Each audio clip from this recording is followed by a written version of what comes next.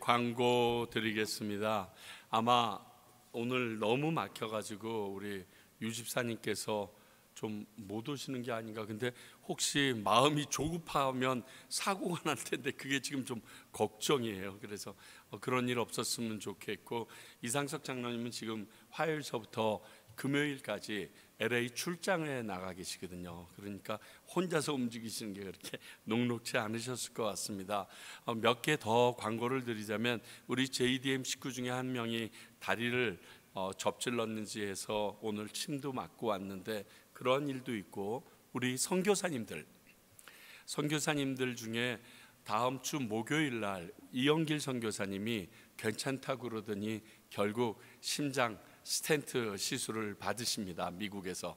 그렇게 하고 9월 3일 날 들어오신다는데, 제가 보기엔 너무 미친 짓이에요.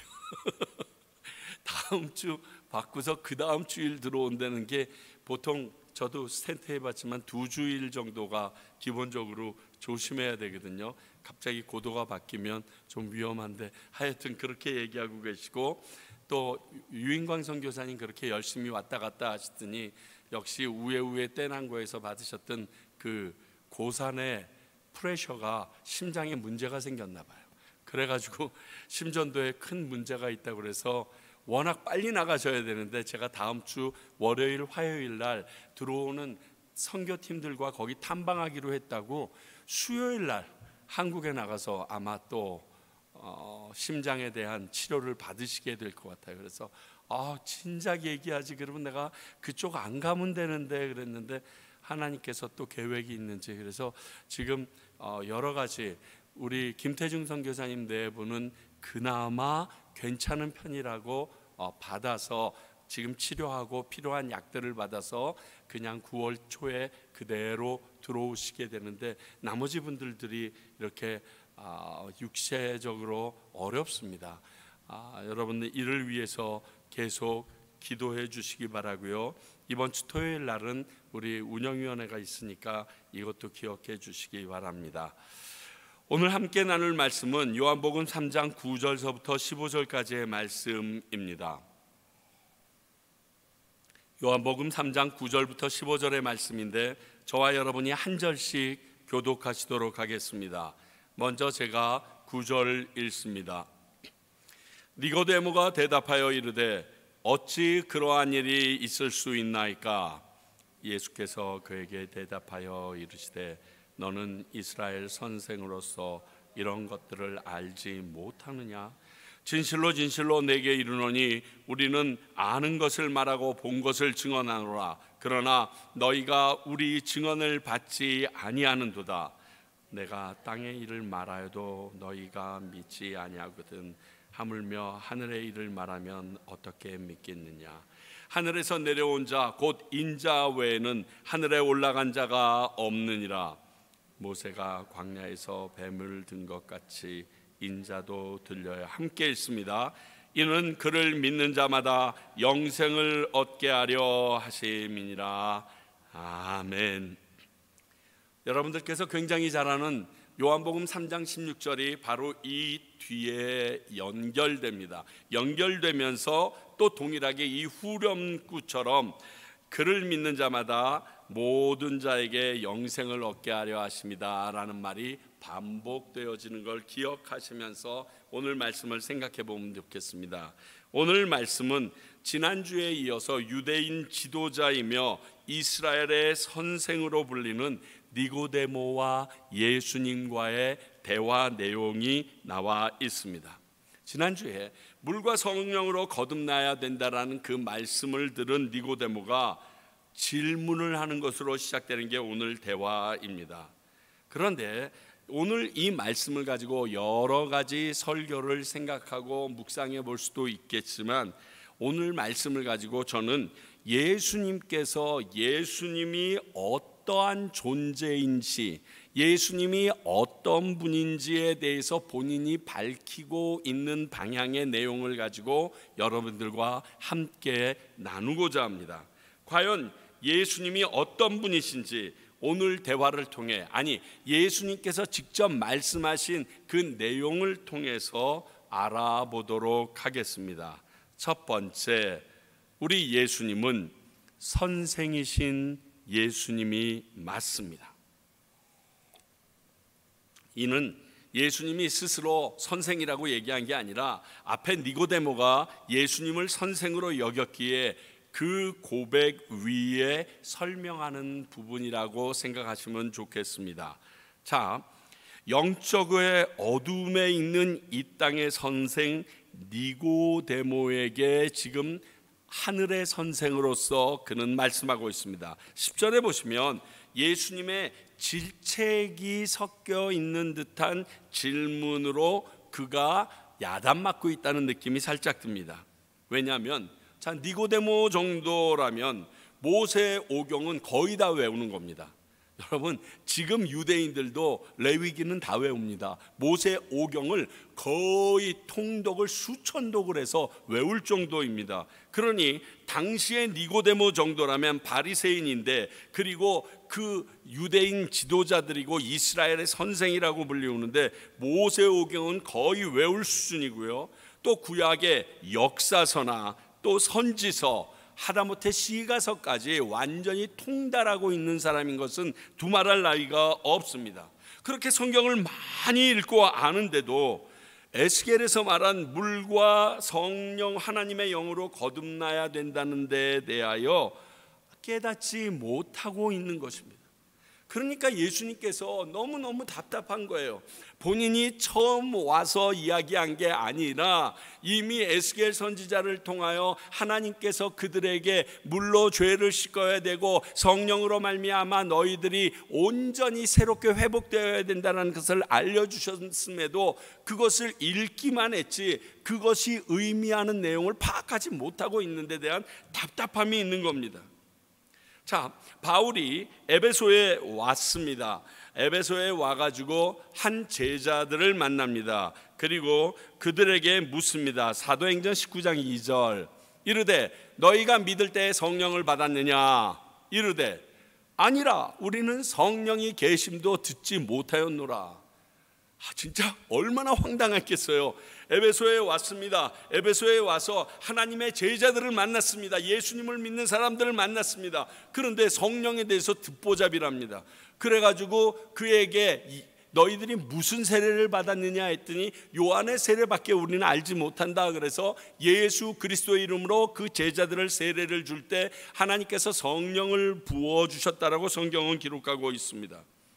지적인 부분 아주 중요합니다. 지적인 부분이 전혀 없으면요 하나님의 말씀을 읽고 깨닫는데 아주 더디거나 힘든 건 사실입니다. 그러나 그것이 우리로 성경을 깨닫게 하지는 못한다는 것도 아셔야 돼요. 만약 이 하나님의 진리의 말씀이 지적인 부분으로 깨달아졌다면 이 세상에서 가방끈 긴 사람들만 교회에 가득 찼어야 돼요. 그런데 초대교회에서부터 사도 바울이 이야기하기를 학식이 많은 자가 없도다라고 얘기할 정도로 다른 방법을 통하여 하나님께서 역사하시는 것을 알려주고 있습니다. 또 예수님은 하나님께로부터 온 하늘의 선생이라는 것입니다. 우리 앞에 요한복음 3장 2절의 중반부를 보게 되면 이런 말씀이 있어요. 니고데모가 말합니다. 라삐여, 우리가 당신은 하나님께로부터 오신 선생인 줄 아나이다. 뭐 이런 말씀이 있어요. 이건 니고데모가 직접 고백한 근거예요. 왜? 그가 유월절과 그 근방에 이루어졌던 많은 이적들을 볼 때 이건 하나님으로부터 오지 않았으면 이러한 기적을 일으킬 수 없기 때문에 하늘로부터 온 자라고 믿는다고. 근데 재밌는 것은 우리가예요. 내가가 아니에요. 그런 무리들이 적지 않다라는 의미가 있습니다. 아시는 것처럼 우리는 아무리 노력해도 하나님과의 생각이 다르고 하나님의 길은 우리의 길과 다르다고 이사야서 55장을 통해서 말했습니다. 그 이유가 하나님의 길은 우리의 길보다 높고 하나님의 생각은 우리의 생각보다 높기 때문에 감히 알 수가 없다는 거예요. 여러분, 낮으면 내려다래도 볼 수 있어요. 높으면요 뒤꿈치 들어도 안 보여요. 그러니까 그 높은 뜻은 내가 알려고 아무리 노력해도 들여다볼 수 없는 경지라는 것을 표현하기 위하여 높다라는 표현을 하셨어요. 우리 손녀도 요즘에 짜장짜장 걸어 다니니까 자꾸만 뭘 뒤지려고 왔다 갔다 정신이 없어요. 그런데 그 아이가 손에 취하고 가지고 싶은 마음이 드는 거는 자기 눈에 보이는 게 끝이에요. 자기 눈보다 높은 것에 대해서는 가지고 싶은 마음조차, 그것을 탐하는 생각조차 없는 거예요. 우리가 그래요. 우리가 많이 알고 많이 똑똑하다라고 얘기를 하지만 하나님이 가지고 계시는 길이 우리보다 높아요. 우리의 생각보다 훨씬 높으세요. 우리는 그것을 생각조차, 상상조차 못 해본 일이에요. 그래서 있을 수가 없는 일이에요. 제가 이 말씀을 준비하면서 재미있게 느꼈던 게, 예전에 미래에 이런 일이 있을 거라는 것을 가지고서 아이들에게 그림을 그리게 했던 적이 우리 한국에서 있었습니다. 그러니까 저 또래보다 한 10년 정도 어린 아이들에게 그런 것을 그리라고 그랬는데, 어떤 아이가 굉장히 사람들한테 욕을 먹고 손가락질을 당했어요. 무슨 그림을 그렸냐면, 손에 들고 다니면서 컴퓨터를 하고 손에 들고 다니면서 텔레비를 보는 시대가 올 거라고 자기는 믿는다고 그린 거예요. 그게 그 1970년도 말쯤에 했으니까 핸드폰조차도 없는 그 시대에 지금 그거를 그렇게 텔레비를 이걸로 볼 수 있게 될 거예요. 텔레비도 각 집에 한 대씩도 없어서 마을에 한 대에 전부 다 몰려 앉아서 여러 같이 볼 때, 그때 그런 생각을 한 거예요. 그래서 선생님이 너는 너무 비약이 심하다라고 야단을 쳤다라고, 어떤 선생님께서 이제 다 은퇴하셔서 예전에 그렇게 말했던 제자가 있었는데 진짜 그날이 왔네요, 이렇게 얘기했어요. 우리가 보지 못한 것은요, 무시하게 되어 있어요. 배척하게 되어 있어요. 아니라고 얘기하게 되어 있어요. 하나님의 하늘로부터 온 선생의 말을 우리는 깨달을 수가 없는 거예요. 장님들이 코끼리를 만져봅니다. 그리고 나름 내가 만진 부위의 코끼리가 코끼리의 전부인 것처럼 주장합니다. 근데 하나님의 영으로 쓰여지는 말씀을 성령님의 도움이 없이 읽고 하나님의 뜻이나 생각에 대해서 고집하고 말한다면 이게 똑같은 경우 아니겠어요? 지금 니고데모에게 이러한 가운데 빠져 있다라고 하늘로부터 오신 예수 선생님께서 알려주고 계신 겁니다. 오직 하나님만, 예수님만이 하늘에서 내려오신 분이고 다시 하늘로 올라가실 분이기 때문에 이런 가르침을 주실 수가 있는 거예요. 비행기를 타봤어야지 비행기가 어떤 건 줄 알죠. 저는 88년 정도 됐을 때 유럽 대우합창단이 순회 연주를 갔는데, 자매들은 거의 다 해외를 나갔다 왔을 정도로 부유한 가족들이 많았어요. 예원 예고 다녔던 친구들도 많았기 때문에. 근데 남자들 중에서는 정말 비행기를 타고 해외에 나갔다 온 사람이 진짜 대원들, 남자들 대원 한 22, 23명 중에 한 3명도 안 되는 것 같은 거예요. 그러니까 도대체 어떻게 준비하고 어떻게 가야 되는지, 처음에 유럽에 우리가 도착하는 그 독일까지 갔을 때의 비행거리가 얼마인데 어떻게 입어야 되는지 모르는 거예요. 그래가지고 정장들을 쫙 빼입고 들어와요. 13시간을 밀라노까지 가야 되는데 정장 빼입고, 그리고 우리가 비즈니스니까 이코노미 클래스 타고 죽습니다. 죽어. 그런데 해외여행을 그나마 한두 번이라도 비행기를 타봤다고 전부 다 추리닝 바지에 스레빠 끌고 그렇게 가방 다 붙이고 룰루렐렐라 걸어 나오니까, 오, 외국 나가는데 이렇게 하고 나왔냐고. 딱 형들 보니까, 에휴, 처음 탔구만. 비행기 타면서 신발이나 벗지 말지 이런 생각이 들더라고요. 아니나 달러 비행기 타고 한 5시간 지나고 나니까 한두 명씩 일어나서 화장실 가서 옷을 갈아입습니다. 그리고 한 10시간 지나니까 총원이 다 옷을 다 갈아입은 채로 앉아 있더라고요. 설명해줘도 몰라요. 그럴 거라는 것을 상상은 하지 그게 진짜인 걸 몰라요. 똑같아요. 하나님께서 하나님의 놀라운 일들을, 하늘나라의 일을, 하나님의 뜻을 예수님이 알려줘도 그들은 알 수가 없어요. 하나님께로부터 오신 예수 그리스도만이 알 수 있는 말이에요. 그 예수님은 땅의 선생님들을 깨우러 오신 예수님이세요. 땅의 일을 말해도 깨닫지 못하는 이들에게 하늘의 일까지 알려주시는 너무 착한 선생님이에요. 사실 보통 이렇게 안 알려주지 않아요? 한계를 몰랐는데 1 더하기 2를 모르는 아이한테 2 곱하기 2를 가르치지 않거든요. 근데 예수님께서는 너희들이 하늘의 일을 알지 못하지만, 땅의 일도 제대로 모르지만 내가 하늘의 일도 알려주어야겠다라고 이 땅에 오셔서 지금 살아 계시고 가르치고 계시는 분이 예수님이십니다. 물론 그들이 물과 성령으로 거듭나야 된다는 것은 하늘로부터 일어난 일이지만 그들이 살고 있는 이 땅에서 경험하는 땅의 일이기도 합니다. 이 말이 뭐냐면 하늘의 일은 이 땅의 일에게도 영향을 미친다는 거예요.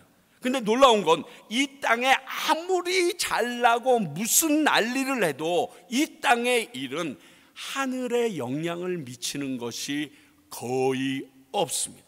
하나님께서 명령하신 말씀을 순종하는 것 외에는 그 일들이, 이 땅에서 일어난 일들이 하늘에 영향을 못 미쳐요.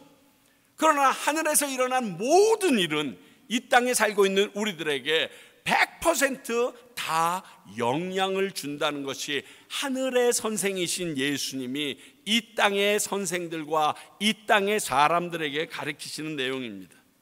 우리들이 지식적으로 알고 있는 성경과 영적인 세계는요, 예수님을 인격적으로 만남으로 말미암아 명확히 알 수 있는 것입니다. 자, 사도행전 9장 17절 볼게요.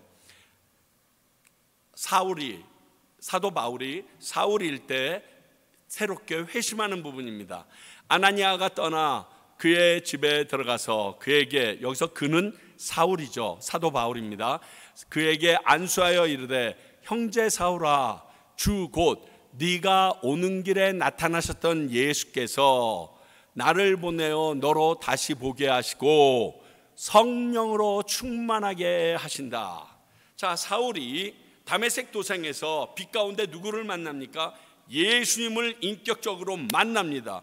그리고 그분의 음성을 듣습니다. 그리고 예수님께서 보내심을 받은 아나니아가 그에게 기도할 때 성령이 그에게 임함으로 말미암아 그가 눈을 뜨자마자 누구를 제일 먼저 보는 줄 아세요?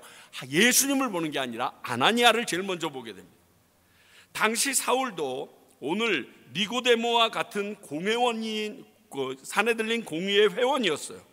바리새인이었고요, 최고의 지식층으로 성경에 능통한 자이고 당시 유대 지도자들 가운데 떠오르는 샛별이었어요. 그래서 대제사장이 모든 것을 그에게 일임할 정도였습니다.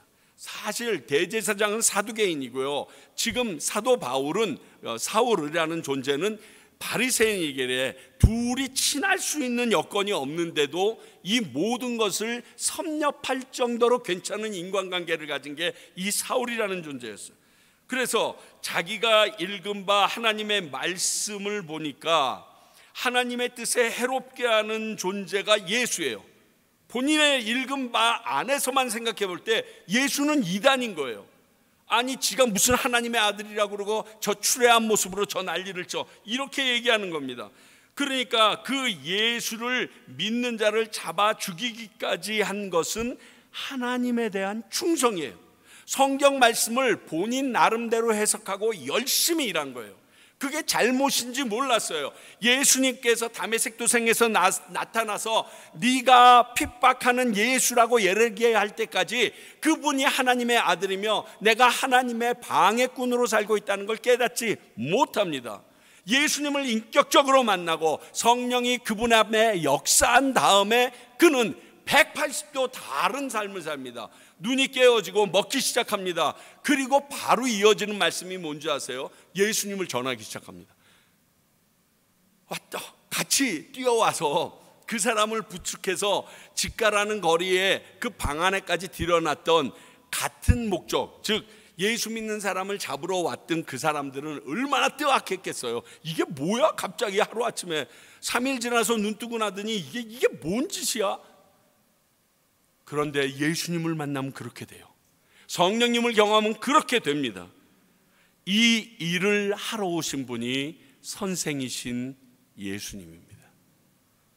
두 번째 오늘 말씀은 14절을 통해서 십자가에 달리실 예수님을 알려주고 있습니다.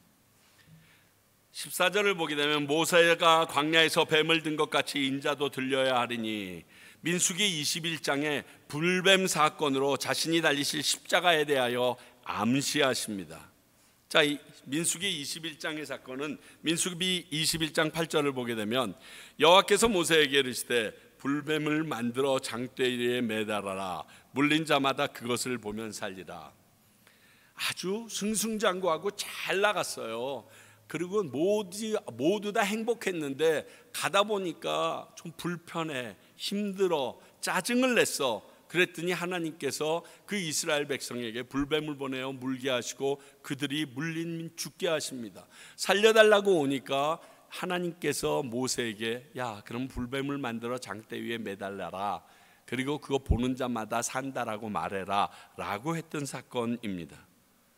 저는 십자가에 달리실 이 예수님을 통해서 땅에서 일어날 하늘의 일이라고 말하고 싶습니다. 십자가 사건은 그렇게 부를 수 있습니다. 정확하게 얘기하면 땅에서 일어날 구원의 일이 하늘로부터 주어진 것이라는 거죠. 보통 어떤 사람이 누군가를 구하려고 할 때 그 구원할 주체가 되는 사람은 살아 있어야 됩니다. 내지는 능력이 있거나 구원을 할 사람을 끌어낼 수 있는 힘이 있어야 돼요. 만약 그렇지 못하면 내가 죽을 수 있는 경우가 허다하고 허투루 뛰어들기도 않습니다. 제가 라이프가드 트레이닝을 배울 때 그러한 훈련을 굉장히 많이 해요. 물 좀 먹어보라는 거예요. 물을 먹었을 때 물 먹은 사람이 얼마나 다급하게, 요즘엔 그렇게 안 한다고 하는데 얼마나 다급해져서 그 라이프가드가 와도 잡아서 그 사람과 같이 물속에 빠지려고 하는지 그걸 경험해 보라는 거예요. 그런데 그 사람을 제압할 능력이 없는 사람이 그 사람을 구하겠다고 물에 뛰어들면 둘 다 죽을 수 있는 확률은 99.9%입니다. 그러므로 누군가를 구원한다라고 했을 때 내가 그를 구원할 수 있는 능력, 예를 들어 수영을 잘하거나 건장한 체격이 있거나 훈련을 받았거나 긴 장대를 갖고 있거나 물 위에 뜰 수 있는 기구를 내가 가지고 있지 않으면 들어가지 않는 게 보통입니다. 그런데 하나님은요, 아들이 십자가에 달려 당시로서는 가장 수치스럽게 죽음으로 고귀한 구원을 얻을 수 있다고 지금 말하고 있는 겁니다. 이건 굉장히 역설적인 이야기입니다. 그냥 예수님은 저주받을 자처럼 죽었는데 우리는 고귀한 영생을 얻어요. 여러분, 이게 이해가 되겠어요? 이는 예수님이 니고데메에게 말씀하신 대로 네가 땅의 일을 말하여도 너희가 믿지 아니하거든 하물며 하늘의 일을 말할 때 믿겠느냐 라고 말씀하신 구체적인 사례가 십자가의 사건입니다. 그래서 앞에서 말한 사도 바울이나 성경을 많이 읽고 연구했다던 당시 많은 유대인들도 이런 예수님을 하나님의 아들이고 우리에게 오신다고 약속했던 메시아라고 인정할 수 없었던 것입니다. 그래서 지금을 살고 있는 유대인들도 이것을 인정하지 못하고 있습니다. 아니, 자기도 스스로 몸을 건사하지 못해서 죽임을 당할 정도의 영향력인데 어떻게 우리를 구원하냐고, 그게 이해가 되는 말이냐고 우리에게 말하는 겁니다. 자, 이렇다면 세상 사람들이 이해하지 못한다면 방법을 좀 바꾸셨으면 좋았을 텐데 우리 하나님. 그런데 오늘 말씀을 보게 되면 여러분, 인자도 들려야 하리니라는 단어가 있습니다. 이 들려야 하리니의 할인이라는 단어는 헬라어로 보게 되면 데이라는 단어입니다. 데이라는 단어인데 이것은 뭐뭐뭐 해야만 한다라는 뜻으로 영어로 이야기하면 have to 있죠. 반드시 그렇게 되어야만 하는, 반드시 해야만 하는 그러한 당위성을 가집니다. 그러므로 예수님이 십자가에 달리실 일은 예수님의 본인의 의지는 아니고 하나님의 뜻으로 반드시 일어날 당위성을 내포하고 있는 강한 사건이다, 이런 의미예요. 내가 뿌리칠 수 없는 그 길을 가야만 하는 그것이라는 거예요. 앞에서 설명한 대로요, 이 땅의 사람들이 이해하지 못할 방법으로 하시지 말고 세상 사람들의 수준에 맞게 구원 계획을 바꾸시면 될 텐데 우리 하나님은 그렇게 하지 않으십니다. 이것은 하나님의 고집이 아니라 이미 말씀하신 율법에 대한 언약과 선지자로 하신 예언 등으로 준비된 수순이었기 때문에 그렇습니다. 이것을 설명하려면 또 굉장히 오랜 시간이 걸려서 앞으로 요한복음에서 이 부분을 자세하게 여러분들과 나누게 됩니다. 아니라면 이렇게까지 니고데모에게 말씀하신 예수님이 굳이 그 방법으로, 아니 이스라엘의 선생도 모르는 이 방법을 우리 아버지께서 나를 통하여 십자가에 달리게 해서 쓰시겠다고? 와, 이건 좀 바꾸시죠. 내려와 보니까 사정이 그렇지 않네요. 이랬으면 좋겠는데 우리 예수님은 뭐라고 하십니까? 내 뜻대로 마옵시고 아버지의 원대로 하옵소서. 그리고서 십자가 지십니다.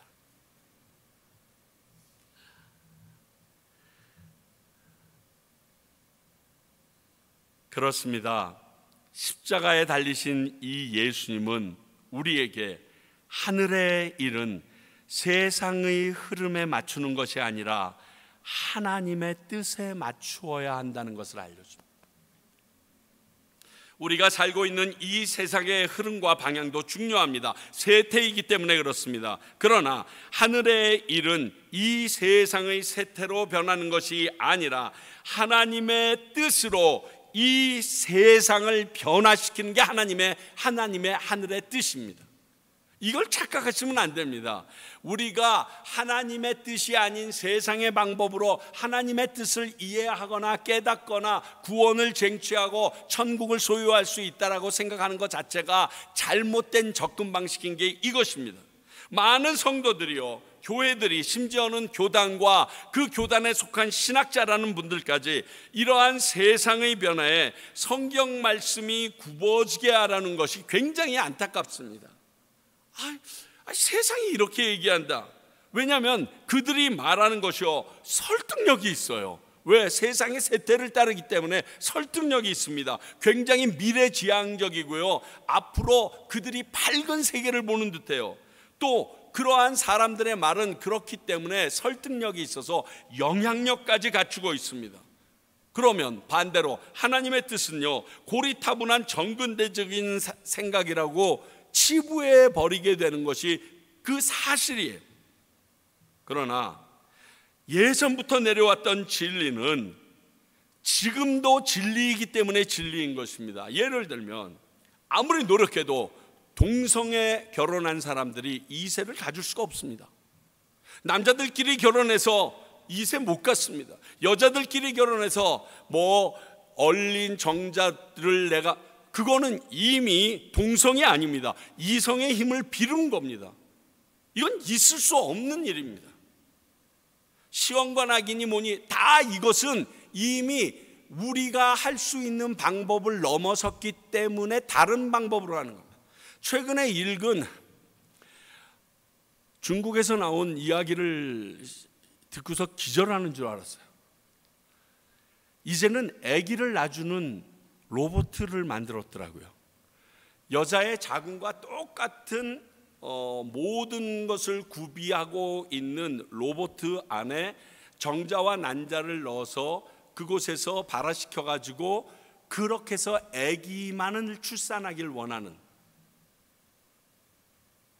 내가 주님이 곧 오시겠구나라고 확신하는 이유가 이런 거에 있습니다. 여러분, 아무리 연구하고 노력해도 인간에게 필요한 온전한 피 한 방울 만들 수 있습니까? 저는 이번에 우리 미정자매 시아버지 돌아가시는 그 장소에 가서 피 모자라서 피 뽑자고 얘기하는 것을 들으면서 피가 이 땅에, 이 나라에 없어서 뽑아야 된다고 그 얘기를 들으면서, 또 현지인들의 피는 5일 동안 냉동 보관을 해서 살균한 다음에 쓸 수 있다라는 이야기를 들으면서, 야, 인간이 아무리 똑똑하고 인간이 아무리 과학이 발전해도 말짱황이구나. 여러분, 인간이 이 머리카락 하나도 못 만든다는 거 아시죠? 오늘 예수님이 십자가에 달리셔야만 했던 이 십자가 사건은 그런 하나님의 일입니다. 우리가 피할 수 있는 게 아니라 진리의 당위성으로 이루어지는 일이에요. 예수님만이 감당하실 수 있고 예수님만이 합당자가 되시는 그 일이에요. 세 번째, 마지막으로 15절에서 영생을 주시는 예수님이라고 말하고 있습니다. 이런 예수님을 믿는 자에게 영생을 주신다는 거죠. 근데 한번 생각해 봤습니다. 이렇게 십자가에 들린 예수님을 보고도 믿는 자가 있을까? 이건 당시 유대인들에게는 뛰어넘어야 될 편견이 존재하고 있습니다. 신명기 21장 23절입니다. 그 시체를 나무 위에 밤새도록 두지 말고 그날에 장사하여 내 하나님 여호와께서 내게 기업으로 주시는 땅을 더럽히지 말라. 나무에 달린 자는 하나님께 저주를 받았습니다. 자, 하나님의 말씀이 나무에 달린 자는 저주를 받았다라고 얘기했어요. 근데 예수님이 나무에 달려서 죽게 되어집니다. 이 말씀을 너무나 잘 알고 있는 이스라엘 사람들이 십자가에 달리신 예수님에 대해서 그가 하나님의 아들이고 메시아라고, 그가 저주받지 않을 자라고 이해시킬 수 있는 방법이 있었을까요? 죄송하지만 없었습니다. 그런데 고린도전서 12장 3절에 사도 바울은 이렇게 말합니다. 그러므로 내가 너희에게 알리노니 하나님의 영으로 말하는 자는 누구든지 예수를 저주할 자라 하지 아니하고 또 성령으로 아니하고는 누구든지 예수를 주시라 할 수 없느니라. 오늘 니고데모에게 이야기하신 성령으로 거듭난 자들이라면 이런 자들은 예수님을 이렇게 말씀이 적혀 있음에도 저주받을 자가 아니라 나의 주인이시라고, 그분을 믿으면 내가 영원한 생명을 얻을 수 있다라고 믿을 수 있게 된다라는 고백입니다. 그렇다면 이스라엘 백성만 그럴까요? 우리 이방인으로 분류되는 우리들에게는 이와 다를까요? 똑같습니다. 우리가 하나님의 영으로 말하지 아니하면 예수님을 나의 주인이라고 고백할 수 있는 아무런 능력이 없어요. 지적으로 공부해서 따라갈 수 있는 게 아니에요, 이게. 그러므로 예수님, 성령, 그리고 이 영생은 동시에 일어날 수밖에 없는 꼭 필요한 요소들이에요. 이 셋 중에 한 개만 없어도 우리와 전혀 상관없는 게 영생의 길이에요. 또 그런 예수님을 구주로 믿는 자, 여러분, 이것도 굉장히 강력한 말이에요. 우리들의 결단과 그 믿음에 합당한 행동, 이게 없이는 예수님을 구주로 믿을 수가 없습니다. 여러분, 믿음이라는 것, 우리가 그에 합당한 행동으로 결과가 드러나기 때문에 그러세요. 민수기 21장 9절, 모세가 놋뱀을 만들어 장대 위에 다니 뱀에게 물린 자가 놋뱀을 쳐다본 즉 모두 살더라. 자, 여러분, 지금 당시 이스라엘 백성들이 진을 친 곳마다 불뱀이 나타나지 않은 게 기적이지 불뱀이 나타난 것이 기적이 아닙니다. 불뱀이 나타난 것은 그 당시 광야의 상황으로 볼 땐 흔히 있을 수 있는 일입니다. 그런데 그의 보호하심이 거둬지게 되자 그 평상시대로 그들이 마음껏 행동한 것입니다. 자, 뱀에 물렸습니다. 뱀에 물리자마자 옆에 있던 내 형이 죽어갑니다. 그런데 나도 피하려고 했는데 어느새 장막 안으로 들어온 뱀에게 물렸습니다. 근데 밖에서 소리가 들립니다. 야, 뱀에 물린 자들은 지금 저 모세가 들고 있는 놋뱀을 보면 살 수 있다. 믿어지세요? 믿을 수 있겠어요? 그래서 뱀에 물려가지고 지금 나 혼자 겨우 움직이지도 못하고 내 집안 식구들 2-3명이 쓰러져 넘어져 있는 가운데 기어서 쩔뚝거리면서 지팡이 짚고 그 장막을 헤치고 그 불뱀, 구리뱀, 달려있는 구리뱀, 살아있는 뱀도 아니고 그거 보려고 낑낑거리면서 나가는 게 얼마나 어려운 용기인 줄 아세요? 자, 보세요. 예수 그리스도를 믿으면, 그분이 나의 인생의 주인이 되면 우리는 영원한 생명을 얻고 천국의 백성이 될 수 있습니다. 몇 명이나 믿든가요? 이거 모르는 사람 있어요? 예수 안 믿는 사람도 다 합니다. 교회 나오든가요? 말씀 읽든가요? 그 하나님 앞에 나의 주인이라고 모든 것을 헌신하며 정말 힘들고 어려운 상황을 헤치고서 그분 앞에 매달리던 사람이 몇 명이나 되든가요? 여러분들은 여러분들에 대해서 조금 자존감을 높이 가지세요. 여러분 대단한 분들이에요. 지금 이 수요일 저녁에 여러분들의 시간과 모든 것을 포기하고 이 막히는 곳에 오셔서 그 하나님에게 예배드리는, 여러분, 그것이 바로 불뱀을 고는 것과 똑같은 믿음의 행위예요. 결단이 있으면 그 결단한 대로 내가 살아내지 않으면 그 결단한 내용을 내가 믿지 않는 사람인 거예요. 근데 그것을 믿으면 가야지요. 뛰어가야죠. 아기들을 키우다 보니까 그 아이들이 믿음이 진짜 단순하고 저돌적이라는 걸 알게 돼요.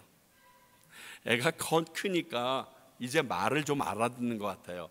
매일 우리 손주 이렇게 우리랑 같이 대화를 하는데 요즘에는 뭐를 얘기해 주냐면, 애가 조금 딴짓하고 이럴 때 우리 딸이 우유 먹을까? 이렇게 얘기해요. 그러면 갑자기 벌떡 일어나서 엄마한테로 막 다달려가서 이 옷을 잡아 당깁니다. 여기에 우유 있다고, 이거 내놓으라고. 그리고 엄마 무릎 위에 발라당 누워버립니다. 그 우유 달라고. 보입니까? 그게 우유가? 근데 걔는 믿어요. 엄마에게 달려가서 저 가슴만 열면 내가 살 수 있는 젖이 나와서 그걸 먹으면 내가 배부르고 행복하다는 걸 알더라고요. 여러분, 믿음은 그런 거예요. 있는 걸 알고 있지, 그런데 뭐 있겠지, 뭐 이게 아니라 그것이 나의 전부라고 생각하고 뛰어가고 붙잡고 매달리고 그거 없으면 죽는 것처럼 하는 것이, 그게 믿음이에요. 근데 우리는 너무 믿음을 고상하게 생각해요. 양복 쫙 차려입고 그냥 폼 자고 그건 믿음이 아니에요. 내가 믿는 것은 이루기 위한 혈투가 있을 수도 있어요. 전적인 노력이 있을 수 있어요. 그리고 그 믿음이 영생이라고 할 때는 여러분, 양보는 존재하지 않습니다. 양보는 존재하지 않습니다. 왜? 그게 무궁무진하니까 양보할 필요가 없어요. 같이 가면 되는 거예요. 내가 양보하고 이 사람을 살리는 거 필요가 없어요. 구원에서는, 영생에서는 같이 가면 되는 거예요. 같이 가자고 했는데 안 따라오면 믿음이 없는 거고요. 같이 가자고 했는데 따라오면 믿음이 있는 거예요. 보면 살리라 했으면 보면 사는 거고요. 그래, 그런 거면 너나 살아라. 나는 그거 안 믿겠다. 내가 여기서 어떻게 칼로라도 째고 약을 발라서 살을게. 그러면 죽는 거예요. 예수님이 그런 존재시라고요. 30세 중반의 이스라엘 총각의 십자가형으로 죽은 죽음이 우리에게 영생을 준다는 것을 믿는다는 것은 이런 행위가 밑받침된 믿음이 있어야만 가능합니다. 믿어질 만해요. 어떤 학자의 얘기를 들으니까 우리가 아는 사도 바울과 예수님과의 연배가 거의 비슷했을 거라고 이야기해요. 우리는 단어에서는 못 찾겠지만 단어로 사도 바울을 이야기할 때 말하는 그 20대와 30대 사이에 부르는 젊은이 뭐 이런 의미가 예수님과 따졌을 때 연배 차이가 기껏해야 5년도 안 나는 동년배 정도라고들 학자들은 이야기합니다. 근데 그 동년배가 그것도 이스라엘 사람들이 저주라고 생각하는 십자가에 달려 죽은 자인데 그분이 오실 메시아이고 나의 구원자라고 믿는 것은요, 이건 정말 대단한 믿음인 거예요. 정말 대단한 믿음인 거예요. 우리 교회에서도 30살짜리 아우 귀엽다 그러잖아요. 여기 계신 분들 정도 되면 아우 귀여워. 사랑하는 성도 여러분, 우리 예수님은 이런 우리들에게 영원한 생명을 주시는 분이십니다. 우리의 하늘의 선생이시고요, 십자가에 달려 죽으실 분이시고요, 우리에게 구원 영생을 주실 분이라고 본인이 니고데모와의 대화를 통하여 우리에게 알려주십니다. 그 예수님이 지금 이 시간 이 자리에 계십니다. 그분을 붙잡으십시오. 그분을 믿고 따르십시오. 그분의 가르침에 순종하십시오. 그러면 바른 길을 가게 되는 참된 스승을 알고 있는 제자가 되실 것입니다. 기도하겠습니다. 하나님 아버지, 오늘 이 말씀을 통하여 예수님이 어떠한 분이신지 다시금 우리에게 깨우쳐 주시니 감사합니다. 아버지여, 이 예수님이 나의 선생이 되게 하시고 나의 주인이 되게 하시고 나의 구주가 되게 하시며 이것들을 믿는 믿음이 성령으로 말미암아 내 안에서 확실하게 자리 잡게 하여 주시옵소서. 흔들림 없게 하시사 그분을 위하여 우리가 나의 삶과 나의 모든 것을 내어드릴 수 있는 당신의 백성들 되게 하여 주시옵소서. 지금은 우리 주 예수 그리스도의 은혜와 하나님의 크신 사랑과 성령님의 말씀하시고 깨닫게 하심이 이제 내 예수님을 나의 선생이요 나의 구원자시요 나의 영원한 피난처라고 인정하는 주님의 귀한 백성과 말씀을 함께 나눔으로 배우고 익히는 평강교회와 그리고 그 말씀의 본질을 알아 믿지 않는 영혼을 위하여 다가가는 선교사님들을 위해 이제로부터 영원히 함께 하시기를 간절히 축원하옵나이다. 아멘.